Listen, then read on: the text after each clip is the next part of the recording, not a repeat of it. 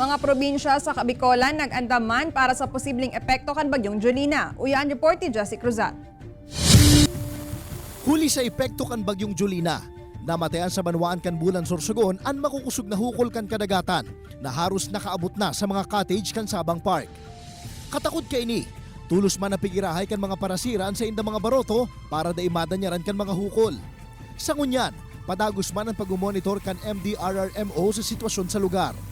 Sa probinsya nin Albay, namatayan man ang makusog na pag-uuran asin pabugsubugsong duros.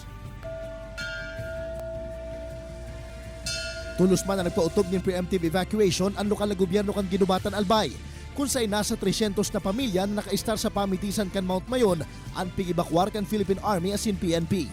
Ang location ng barangay, napapagitnaan po sila ng dalawang channel, yung Maninila Channel saka yung Masarawag Maninila. Sa gitna po sila. Sa Camarines Sur naman, kanya-kanya na nin monitoring ang mga MDRRMO sa inda mga nasasakupang lugar. Sa Del Gallego, nagpautob man tulos ng preemptive evacuation kung saan mismo si Del Gallego Mayor Melanie Abarrientos ang nanginod sa pagpapaibakwar sa mga residente na naka-star sa costalis na lugar. Sa syudad ni Naga naman, amay na nagtiripon ang IMT o Incident Management Team para sa gigibuhon ang precautionary measures. Sigun Kirine Gumba, Incident Commander kan Naga City IMT, pig-activate na ang manlain-lain na clusters kan syudad asin tulos man pig-deployan sa idang areas of responsibility ngunya na aldaw.